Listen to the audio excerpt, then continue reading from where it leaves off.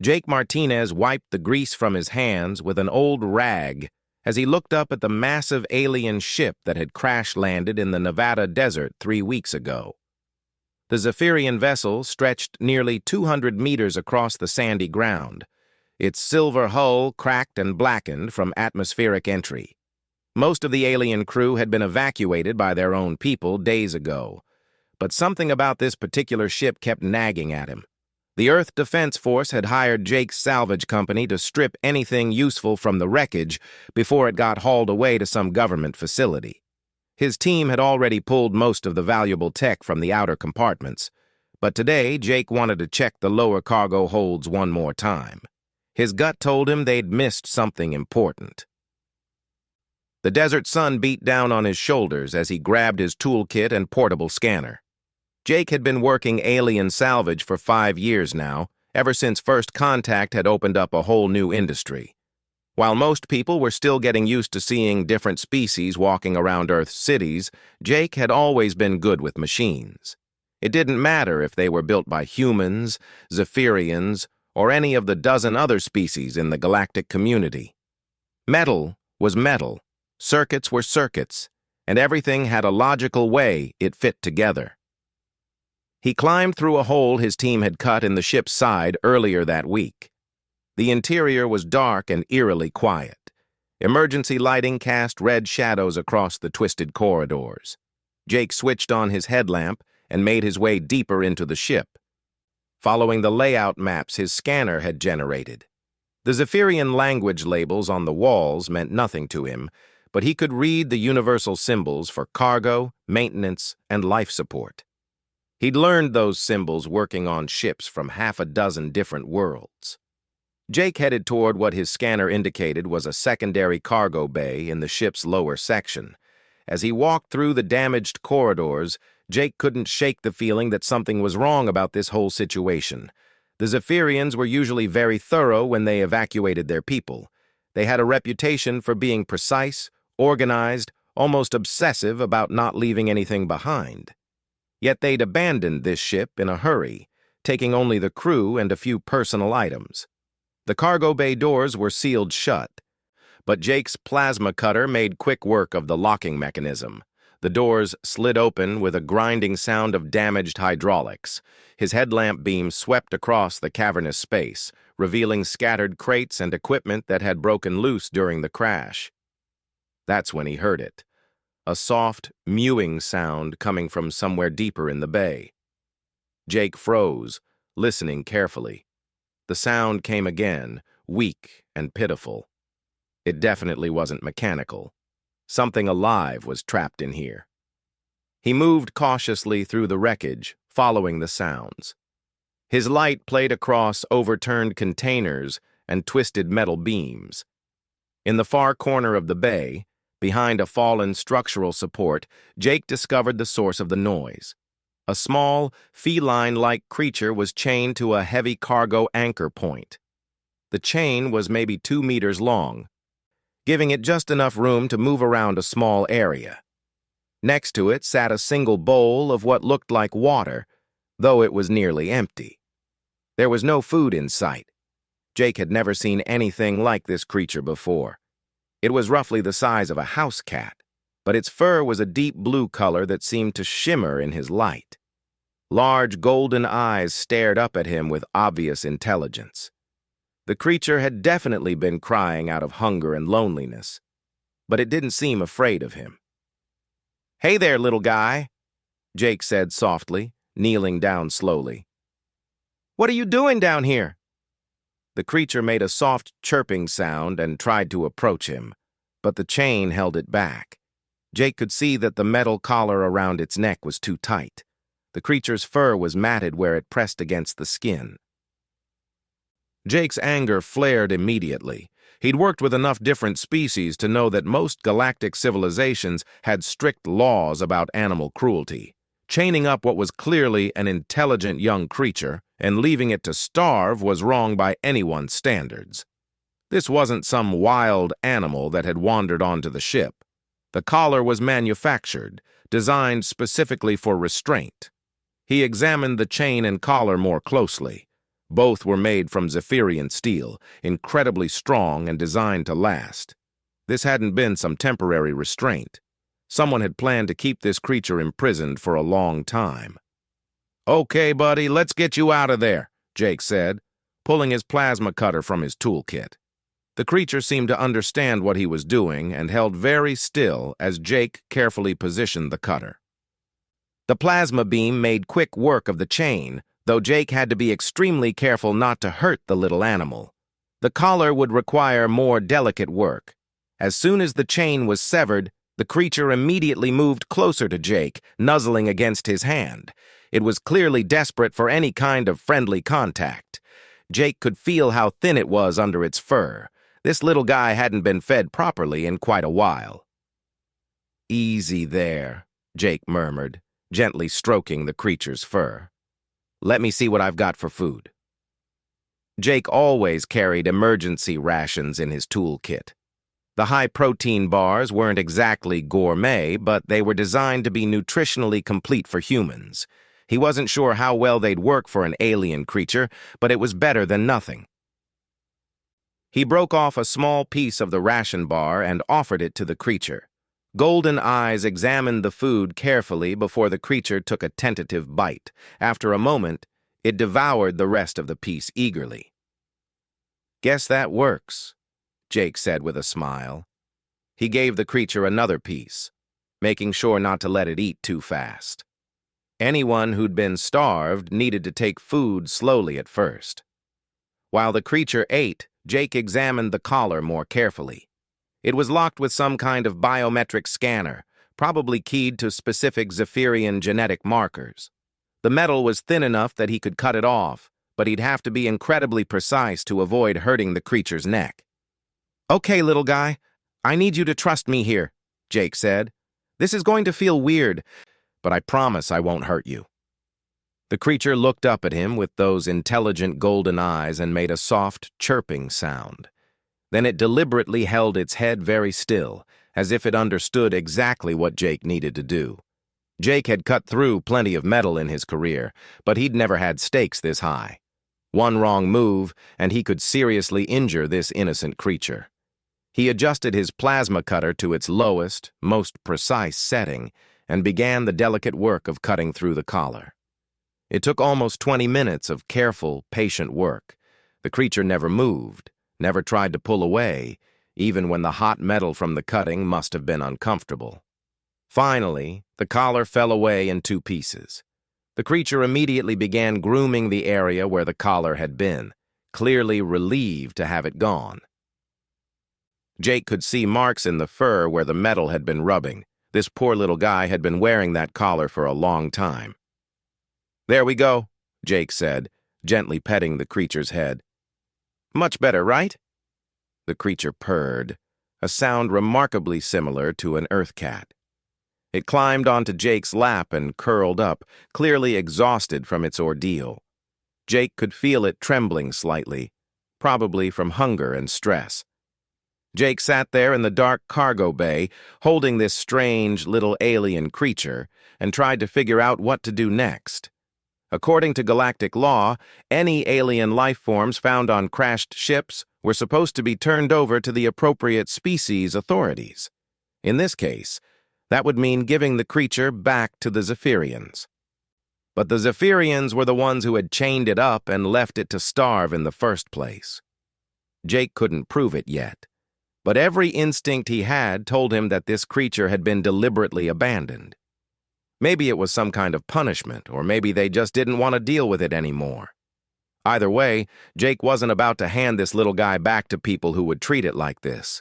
The creature had fallen asleep in his lap. Tiny body finally relaxed for the first time in who knew how long. Jake carefully lifted it and tucked it inside his work jacket. It weighed almost nothing, far too light for a healthy animal of its size. Jake made his way back through the ship's corridors, his mind already working on the problem. He couldn't just walk out of here with an alien creature and hope nobody noticed. The EDF had sensors monitoring everything that came off these salvage sites, but Jake had been working salvage long enough to know that there were ways around most monitoring systems.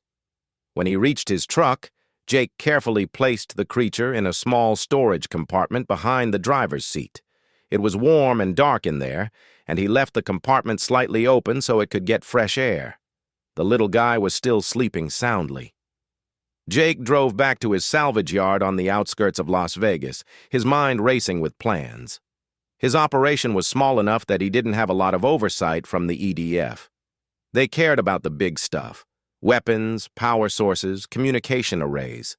They probably wouldn't notice one small alien creature, especially if Jake was careful about how he handled things.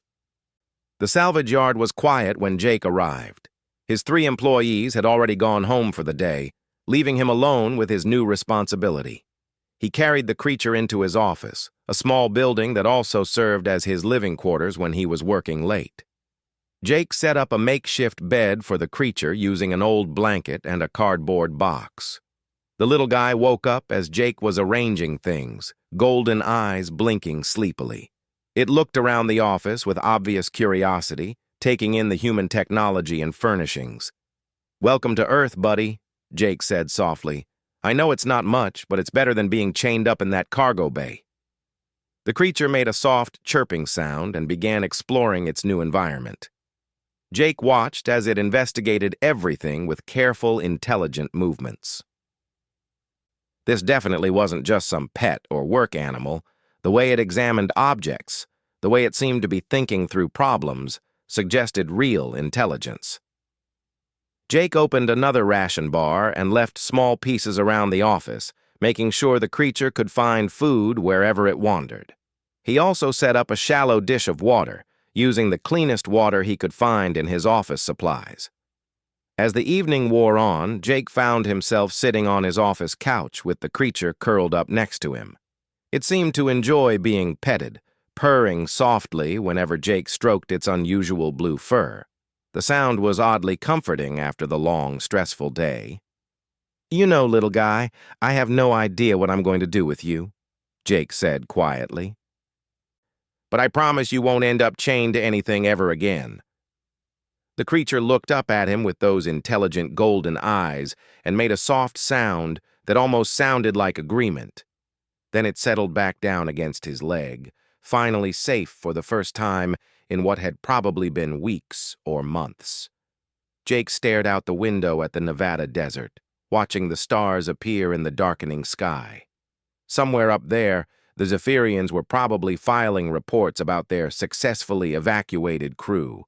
He wondered if anyone had even noticed that they'd left something behind. Tomorrow, Jake would have to figure out how to take care of an alien creature that he knew nothing about. He'd have to research Zephyrian biology, figure out what it needed to eat, learn how to communicate with it properly. He'd also have to make sure that nobody in authority found out what he'd done.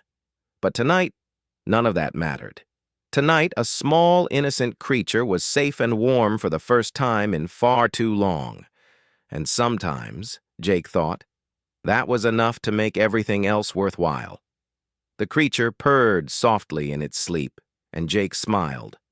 Maybe he didn't know what tomorrow would bring, but he was absolutely certain he'd made the right choice today.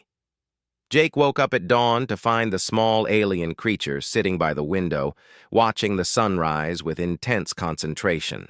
Its blue fur caught the early morning light, creating an almost ethereal shimmer.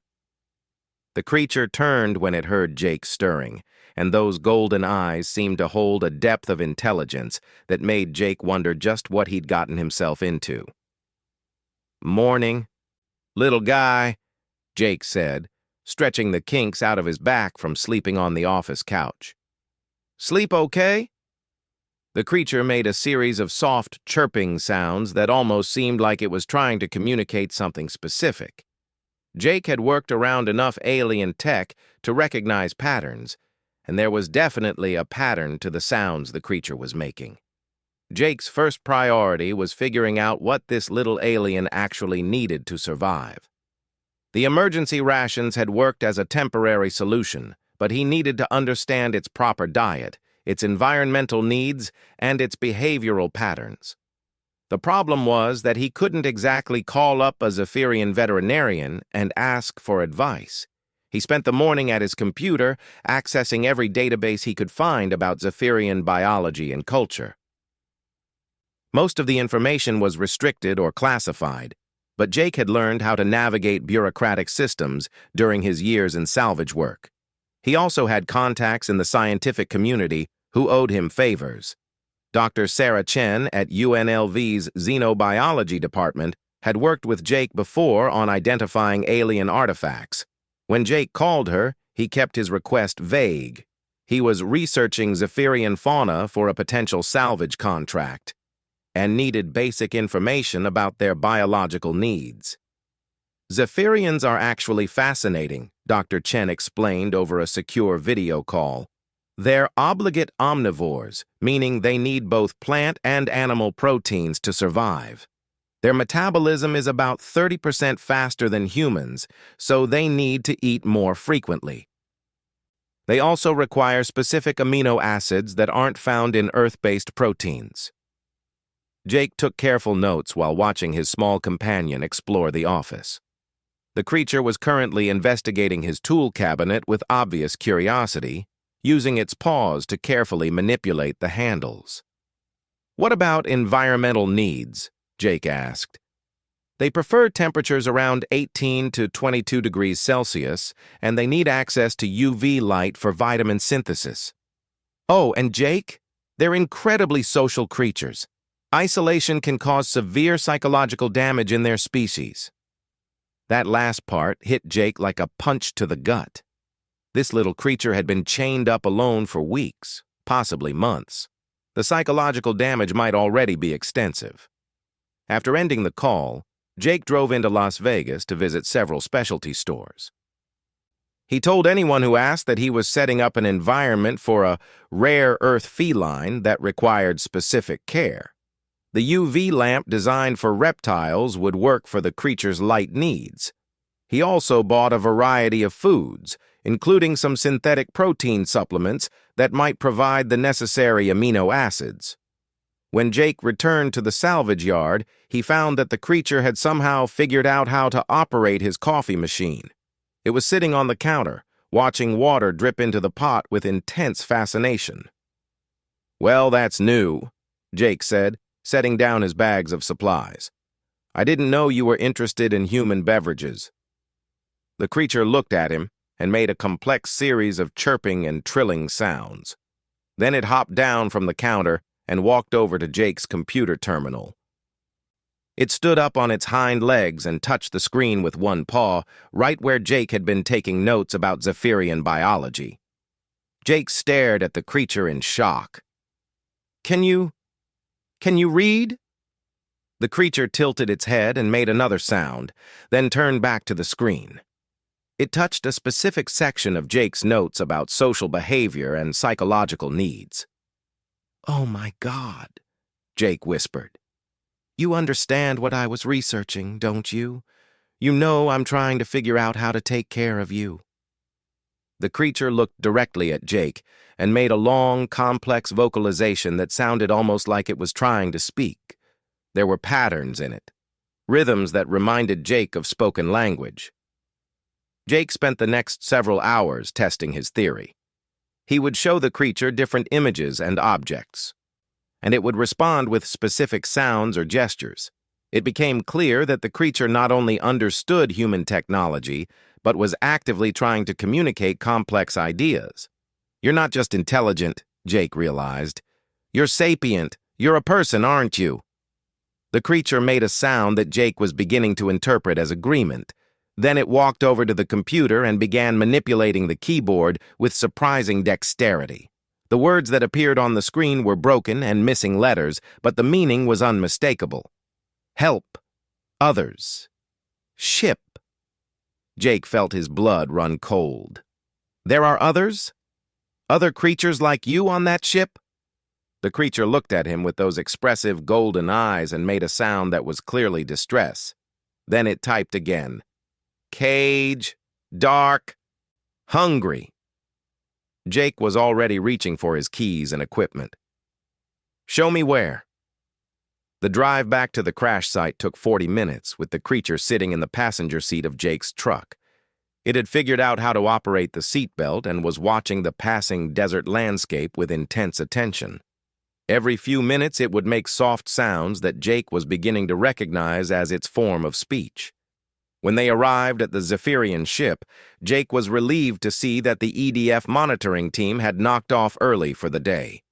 The site was deserted except for a single security guard who was more interested in his tablet than watching the perimeter. Jake slipped into the ship through the same hole he'd used before, with the creature leading the way. It moved through the corridors with obvious familiarity, guiding Jake toward sections of the ship he hadn't explored yet. They descended deeper into the vessel, past cargo holds and machinery spaces. The creature stopped at what looked like a maintenance access panel and made urgent chirping sounds. Jake examined the panel and realized it was actually a concealed door. His plasma cutter opened the door to reveal a hidden compartment that was clearly not part of the ship's original design. Inside were 6 cages, each containing a creature similar to the one Jake had rescued. They were all young, all showing signs of malnutrition and mistreatment. Jesus Christ, Jake breathed. What the hell is this? The creatures in the cages looked up at Jake and his companion with a mixture of hope and fear. They were all different colors. Blue like his friend, but also purple, green, and one that was almost silver.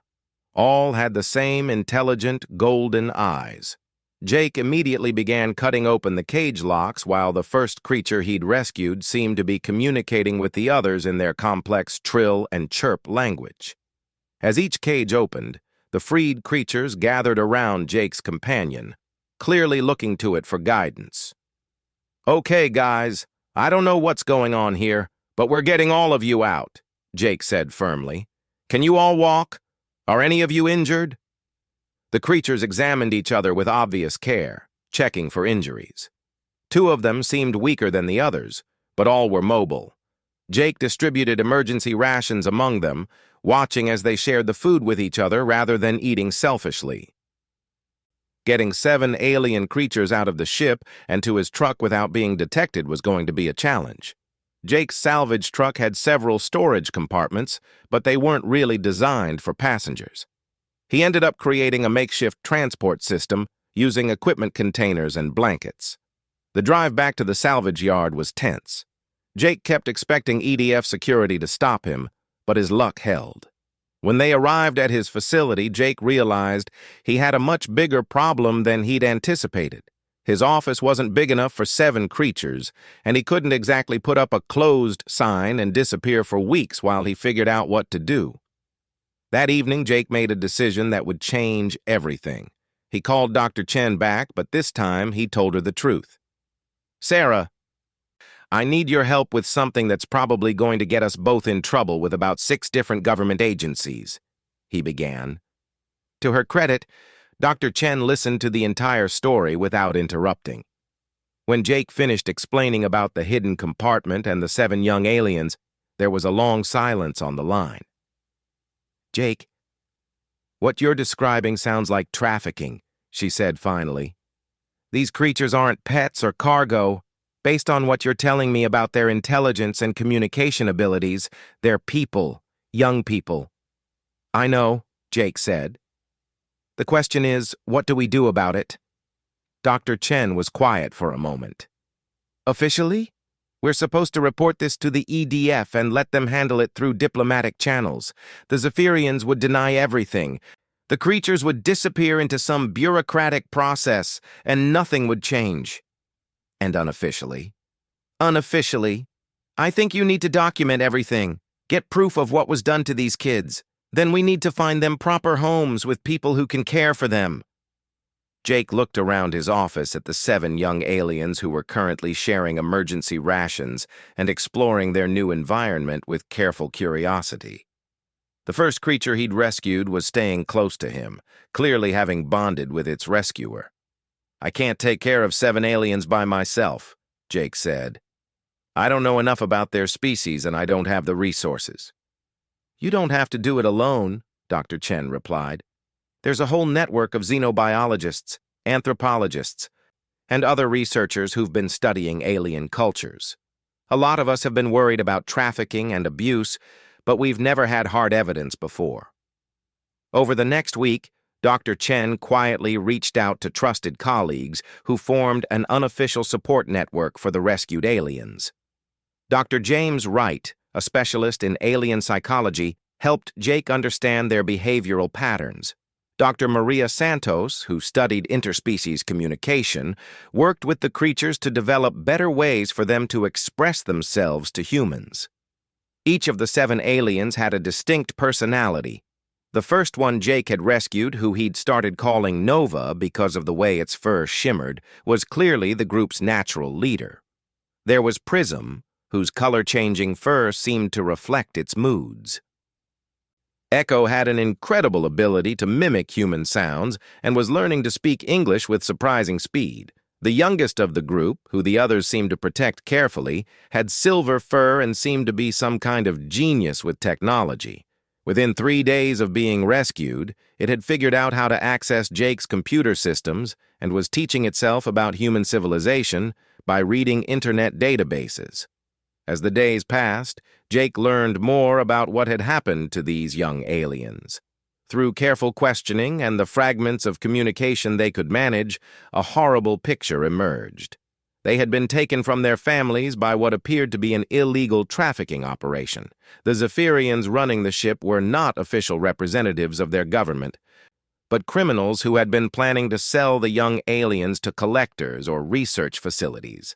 The crash had been an accident, and when the official Zephyrian rescue ships arrived, the traffickers had panicked and evacuated without their cargo, hoping that the evidence would be destroyed or buried in bureaucratic red tape.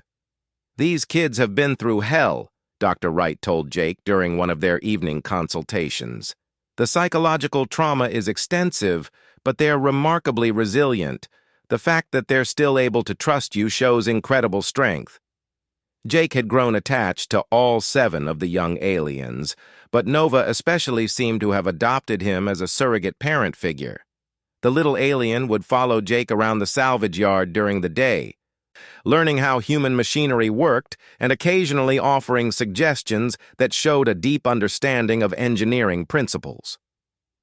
One evening, as Jake was closing up the yard for the night, Nova approached him carrying Jake's tablet.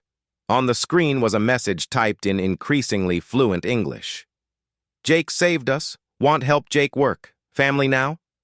Jake knelt down to Nova's level, feeling his throat tighten with emotion. "Yeah, buddy. We're family now. All of us." But even as Jake made that promise, he knew that bigger challenges were coming. Word was starting to leak that something unusual was happening at his salvage yard. EDF inspectors were asking more questions about his recent activities. And somewhere in space, there were probably people who wanted their property back. Jake looked at the 7 young aliens who had become his responsibility and made a decision. Whatever came next, he would protect them, even if it meant standing up to the entire galactic community. Jake was teaching Nova how to use a sonic wrench when the EDF security team arrived at his salvage yard. Through the office window, he could see 3 official vehicles pulling up to his front gate, along with what appeared to be a Zephyrian diplomatic transport. His stomach dropped as he realized that their time had run out. "Nova, get the others and go to the hidden room," Jake said quietly, referring to the concealed storage space he'd prepared for exactly this situation. "Stay quiet no matter what you hear, okay?" Nova's golden eyes were wide with fear, but it nodded and quickly gathered the other 6 young aliens. They had practiced this drill several times, and within moments they had disappeared into the hidden compartment behind Jake's part storage room. Jake walked out to meet the approaching delegation, trying to project calm confidence, even though his heart was racing. The group was led by Commander Patricia Hayes from the EDF, a stern woman Jake had dealt with before on salvage contracts. Behind her walked 2 human officials in diplomatic uniforms and 3 Zephyrians in ornate robes that probably indicated high rank. "Mr. Martinez," Commander Hayes said formally, We need to discuss some irregularities in your recent salvage reports. Sure thing, Commander, Jake replied, keeping his voice level. What kind of irregularities? One of the Zephyrians stepped forward. It was tall and elegant, with silver skin and the kind of bearing that suggested it was used to being obeyed. When it spoke, its voice had the melodic quality that all Zephyrians shared, but there was an underlying coldness that made Jake's skin crawl. I am Ambassador Vextar of the Zephyrian Trade Council, the alien said. We have reason to believe that you have unlawfully removed certain assets from our vessel. Assets? Jake asked, though he already knew where this was going. You mean like salvage materials? Because I have documentation for everything my team removed from that ship. Not materials, Ambassador Vextar said smoothly. Biological specimens that belong to the Zephyrian government. We have tracking data indicating that they were removed from our vessel and brought to this facility. Jake felt his anger rising, but forced himself to stay calm. Biological specimens? You mean the 7 kids that were chained up in hidden cages while your crew abandoned ship? The silence that followed was deafening. Commander Hayes looked sharply at Jake, while the diplomatic officials exchanged worried glances.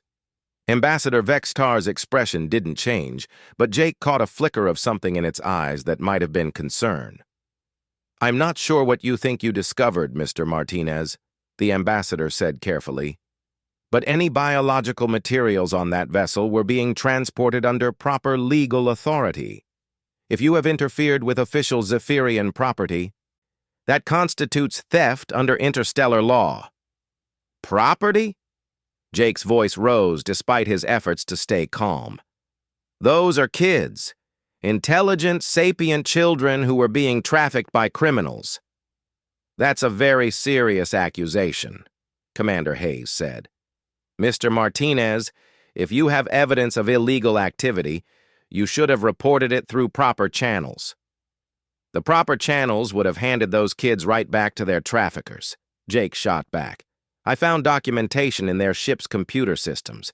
Your diplomatic vessel wasn't carrying official cargo. It was running an illegal trafficking operation.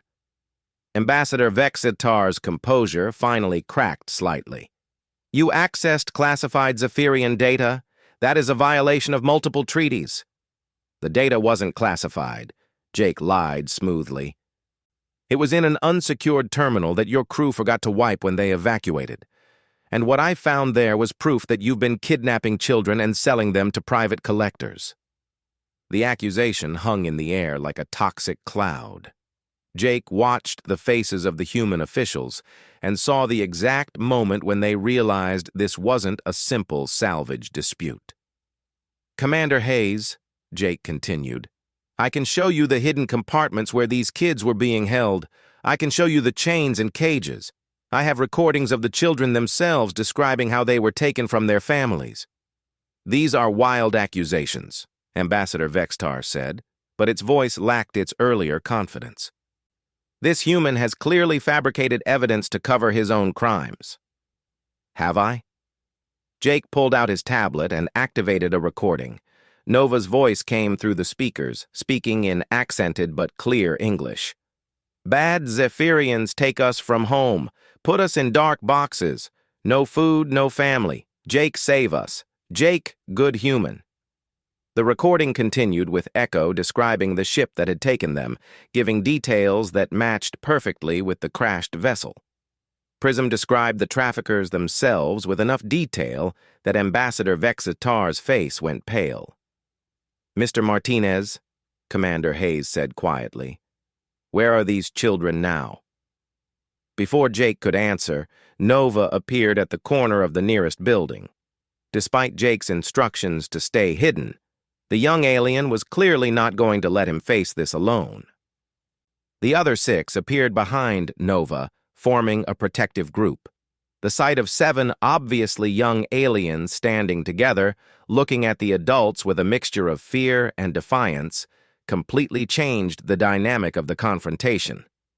Commander Hayes knelt down to their level, her stern expression softening. "Hello," she said gently. "Are you hurt? Do you need medical attention?" Nova stepped forward as the group's spokesperson. "We safe with Jake. Jake family now. Not go back to bad ship." Echo moved up beside Nova. "Jake teach us, feed us, keep us safe. Jake good person. We choose stay." Ambassador Vextar made a sharp gesture toward the young aliens. "These specimens must be returned to Zephyrian custody immediately.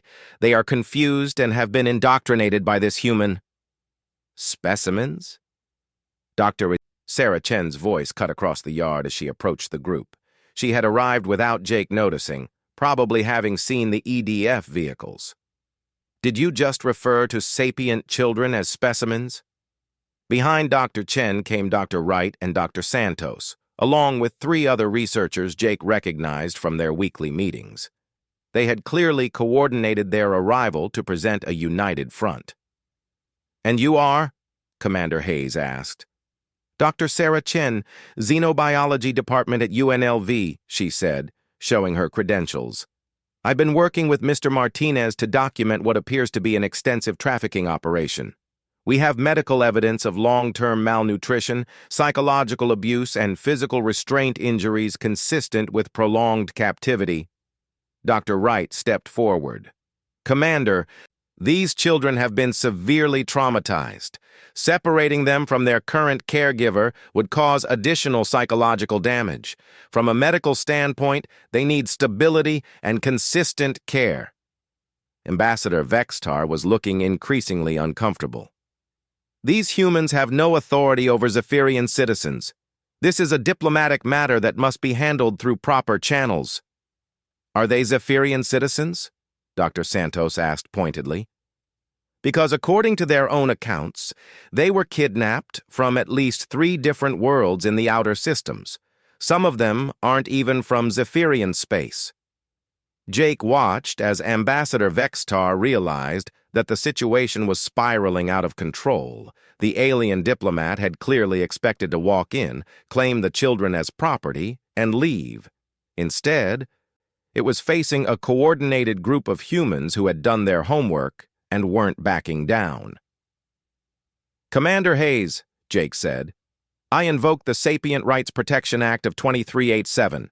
These children are requesting asylum from trafficking and abuse. As the first human to make contact with them, I'm claiming temporary guardianship pending a full investigation." Commander Hayes looked around at the assembled group. The scientists with their documentation, the children clearly choosing to stay with Jake, and the increasingly nervous Zephyrian diplomat. Jake could see her weighing the legal and political implications. "Mr. Martinez, that's a very complex legal maneuver," she said finally. "It would require extensive hearings and investigations." "Then let's have them," Jake said firmly. "Let's get everything out in the open. Let's find out who these children really are, where they came from, and how they ended up chained in a cargo hold." Ambassador Vextar made one last attempt to regain control. "The Zephyrian Trade Council will not tolerate this interference in our internal affairs. There will be diplomatic consequences." Nova stepped away from the group and walked directly up to the ambassador. Despite being less than half the alien's height, the young creature showed no fear as it looked up at the towering Zephyrian. "You not our people," Nova said clearly. "You hurt us. Take us from real families. Jake save us. Make new family. We choose Jake." The other 6 young aliens moved to stand beside Nova, presenting a united front. Echo spoke next. "Human law says children choose safety. We choose human Jake." Prism's color-changing fur shifted to deep red, which Dr. Santos had identified as their species' expression of anger. "Bad Zephyrians steal us, sell us like things. Jake treat us like people." The youngest, the silver-furred one Jake had started calling Sage, stepped forward with Jake's tablet. On the screen was a legal document that made everyone stare in shock. Sage had somehow accessed Earth's legal databases and downloaded the exact forms needed to request asylum under human law. "Smart little guy," Jake said proudly. Sage figured out human legal system in 3 days. All 7 of them qualify for protection under our child welfare statutes. Commander Hayes looked at the asylum forms, then at the determined faces of the 7 young aliens, then at Ambassador Vexitar's increasingly desperate expression. When she spoke, her voice carried the weight of an official decision. Ambassador Vexitar, I'm placing these children under protective custody pending a full investigation into their origins and the circumstances of their captivity. Mr. Martinez, you'll need to appear before a legal review board, but your temporary guardianship is approved. This is unacceptable, Ambassador Vexitar protested. The Zephyrian Trade Council will file a formal complaint with the Galactic Commerce Authority. File away, Jake said with a grin. But while you're doing paperwork, these kids will be safe, fed, and treated like the intelligent people they are instead of cargo to be sold. As the official vehicles departed, with Ambassador Vexitar making angry communications on its personal device, Jake found himself surrounded by 7 excited young aliens and a group of determined human scientists. So what happens now? Dr. Chen asked. Now we do this right, Jake said. We find out where these kids actually came from and help them contact their real families if possible. We document everything about the trafficking operation so it can't happen again. And we show the galaxy that humans don't tolerate the abuse of children, no matter what species they are. Nova tugged on Jake's sleeve and pointed to the tablet, where Sage had brought up a news article. The headline read, Human salvage worker exposes major trafficking ring, 7 young aliens rescued from illegal transport. Look, Nova said proudly. Jake famous now, good famous, for saving us. Jake laughed and ruffled Nova's shimmering blue fur. We're all famous, buddy, and with any luck, this will make it harder for other bad people to hurt kids like you. Over the following weeks, Jake's story spread throughout human space and beyond. The investigation uncovered a trafficking network that spanned multiple star systems, leading to arrests and diplomatic sanctions. The 7 young aliens, who had indeed been kidnapped from their families, were eventually reunited with their relatives through careful diplomatic work. But something unexpected happened during the reunion process. All 7 families requested that Jake be granted official guardian status, allowing him to maintain contact and continue caring for the children when they visited Earth. The children themselves had bonded so strongly with their rescuer that separation would have caused psychological damage. Nova chose to stay with Jake permanently, with its family's blessing. The others visited regularly, turning Jake's salvage yard into an unofficial cultural exchange center where young aliens could learn about human technology and values. The Zephyrian Trade Council quietly disbanded the division that had been running the trafficking operation, claiming it had been acting without authorization. Ambassador Vexitar was recalled and faced criminal charges in its own system. Jake's salvage business expanded as word spread about his integrity and his unique ability to work with alien technology. More importantly, a new interstellar law was passed requiring all sapient beings to be treated as persons rather than property, regardless of their age or species.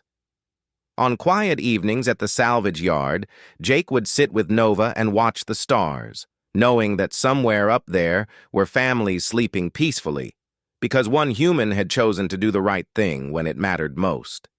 And sometimes, Jake reflected, that was what being human was really all about. Not the technology or the weapons or the diplomatic power, but the simple willingness to protect those who couldn't protect themselves. Nova would curl up beside him, purring softly, and Jake would smile. They had built something special here, not just a new family, but proof that compassion and courage could overcome any amount of official indifference or bureaucratic inertia. It was, Jake thought, a pretty good day's work for a simple mechanic from Nevada.